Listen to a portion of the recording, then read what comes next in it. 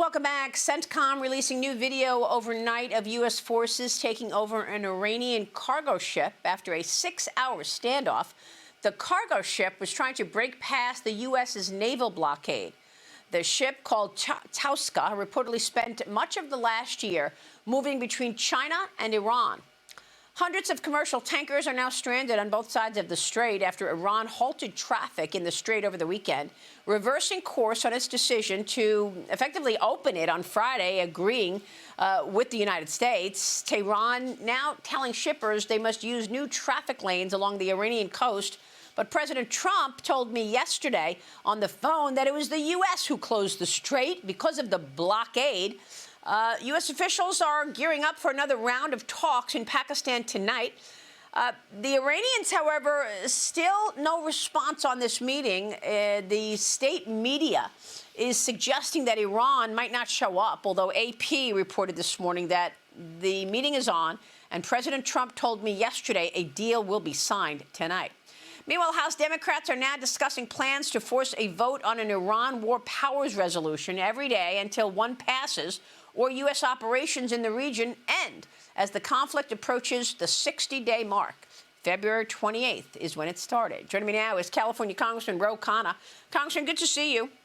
Thank you so much for being here. Good to see you, Maria. And I want to get your take on where we are. You introduced a bill to stop U.S. oil exports during the conflict in Iran. Why do you want to stop U.S. oil exports during this conflict? Maria, it's common sense. Why would we be sending our oil overseas when Americans are getting fleeced at the pump?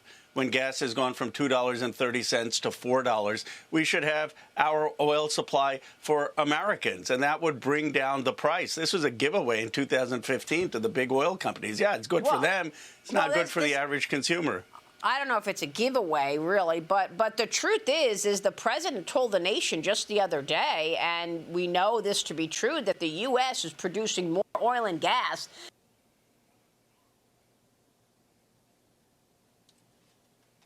under Joe Biden. The Democrats do not want to see drill, baby, drill, right? The U.S. was producing, as you know, more oil and gas at a record level, even under Joe Biden. The point is, though, why are we exporting it? And Maria, the biggest point is, why have we gotten into a war that has led to the closing of the Strait of Hormuz? The strait was perfectly open 60 days ago. And, you know, I talked, as I know you do, I talked to some of the senior finance guys at Wall Street, J.P. Morgan, others. They thought that this war would have been over in 3 weeks. This war has gone on 60 days. It's hurting the economy. It's putting our lives at risk. We've got Khanna Jr. in charge, who's actually more hardline with the IRGC. We have a worse regime in there. What have we achieved? Are you saying that you do not think it's a good idea to defang Iran from having a nuclear weapon? Absolutely, we should do that. But this is not achieving that. We now have Khanna Jr. who actually wants to do that. So, Congressman, how do you expect to do that? I'll tell you how your plan? Hold on. What is your plan to ensure that Iran does not have a nuclear weapon? Well, this is not doing it. This is putting Iran closer on the trajectory of a nuclear weapon because Khanna Sr., who we assassinated... That's not true. That's not true. President Obama... Let me just finish, Maria. Let me just finish. Okay, go ahead. Let me finish. Go ahead. You know, look, Khanna Jr. is saying he wants to develop it. The more hardline IRGC is in. What we need is the enriched uranium. Even Vice President Vance acknowledges it. That is underground. You can't bomb to get that. You need diplomacy. We should be sitting down with Oman, with other nations. Now that maybe we have leverage, we should be getting a deal. But to be threatening to wipe out Iranian civilization, to be threatening to blockade the Strait of Hormuz and close it, hurting the economy, that's just not rational policy. Now, President, look, are you saying that you want diplomacy with Iran and you think that they're going to tell you the truth? They just told us months ago that they did not have any long-range missiles, and then they sent a long-range missile to the Diego Garcia Island. So I'm just trying to understand what your plan would be to defang Iran from a nuclear weapon, because right now, as the president has said many times, Iran's Navy is gone, the Air Force is gone, the leadership is gone, and in Yes, it impacted the economy, and the Iranian people are begging President Trump to finish the job. I mean, we had on Reza Pahlavi, a ton of other Iranian citizens who say, please, President Trump, help us. So exactly what are you saying? You're saying you would rather the president do diplomatic talks, and you think they're going to tell us the truth? Maria, I'll tell you what the Iranian people are not begging for. They're not begging for Donald Trump to wipe out Iranian civilization. They're not begging for him to blow up every power plant and threaten war crimes. And they don't like the fact that we have actually a more hardline regime in there. They have not created a regime that is respecting human rights or protesters. And the reality is, yes, I don't trust Iran. Hold on. Obviously, Reagan had said trust to verify. You can't sit there and tell me that you are talking about Iran's human rights when the way they treat women and the way they treat citizens are there moral equivalence between the way President Trump treats citizens and the are you putting an equivalency there?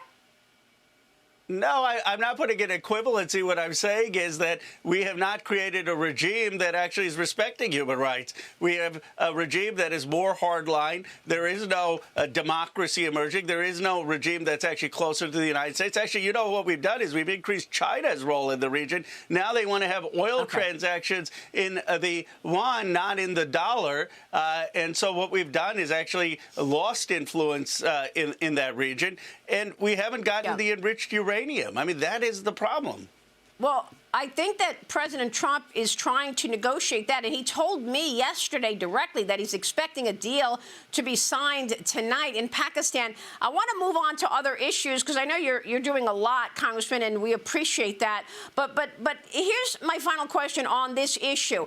Are you suggesting that Obama's leadership on Iran was better? Because under President Obama, there were 14 wire transfers to a... Hold on. There were 14 wire transfers to a Swiss account linked to Hezbollah between 2014 and 2016. That was a total of $1.7 billion. The same $1.7 billion he told Congress was frozen Iranian assets. Now, there was a back channel to Tehran through Valerie Jarrett, active for 2012 to 2024.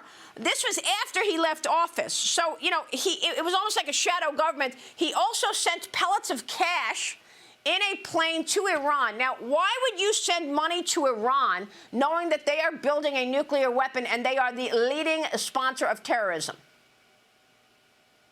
Barack Obama was a great statesman who left America much safer. I wouldn't put Donald Trump in the same paragraph. The reality is when President Obama left, because of the great efforts of people like Valerie Jarrett, we had 97% of the enriched uranium out. The reality is we didn't have 13 American service members dead. The reality is we never had gas go up from $2.30 to $4. The reality is we did not give China more role in the region. Let me finish, Maria. I'll let you finish. Okay, we didn't give China more role in the region. We did not give the IRGC a more hardline regime in there. You know why? Because Obama actually did his homework. He actually tried to engage in statesmanship. He got China, Russia, the entire European allies on board with getting Iran on a path to not having a nuclear weapon. All Trump did is listen to Netanyahu. That's his entire foreign policy. And you know what? I resent the fact that Israel is going to tell the United States what to do. The American president should call the shots in this country. And, well, the American president should call the shots in this country, but you and your colleagues are trying to clip his wings right now with this war powers vote. I agree. The president is in charge. But, look, a lot of the things that you just said are just not true, Congressman. I mean, look, we have to look at this realistically. And President Obama sent money to the Iranians, and what did they do? They resumed their buildup of enrichment. That's not true. Yeah, not true. What's not true? What's not true? What specifically about that sentence is not true? There was a deal that we reached to get 97% of the enriched uranium out. In the process of that, Iran had certain assets that were Iranian assets. Wasn't our money. That was unfrozen. And that was a deal that China, Russia, France, UK, Canada, the United States all agreed to. And then you had Netanyahu come in and try to torpedo it, and AIPAC tried to torpedo that deal. We were on a path to having a denuclear Iran, but what happened is it wasn't wasn't in Netanyahu's interest and AIPAC's interest, and they've dragged us into another war in the Middle East. They've hurt American people, and the American people are tired of it. They want people who are going to be Team America. They want people who are going to bring gas prices down here and care about our nation and get us out of these wars. And that's why Obama won. He was against the Iraq War. That's why he was on a path to normalization in terms of getting Iran to be denuclear, and had the whole world on our side. And AIPAC, Netanyahu tore that up. Relax. Congressman, it doesn't change the fact that 10 presidents before President Trump all said the same thing. I think there's some connection issue. Congressman. Now I can hear you. Congressman, it doesn't change the fact that 10 presidents before President Trump all said the same thing. Iran cannot have a nuclear weapon. They are the leading state sponsor of terrorism. They cannot have a nuclear weapon. And one president delivered, and that was Barack Obama. No, that's not true. Not one of them did anything about it. Barack Obama is the only one who delivered. Congressman, you're talking fantasy. 97% out. Obama did nothing about it. You're talking fantasy. Obama did nothing about it. Not true. Other than send money to the Iranians. Obama got the whole world. He didn't send money to them. That's just factually false. He unfroze Iranian assets, but he had the whole world behind us. How many countries do we have behind us now? Obama had Russia, China, Canada, UK, France, the whole world on board, and they lost 97%. Congressman, now you lost me. Saying Obama had Russia and China in their corner. I think you know better than most that Russia and China are not in our corner. Congressman, we will continue this discussion, this issue, and we appreciate you. Thank you so much, Khanna. Thank you, Maria. You got it. Thank you.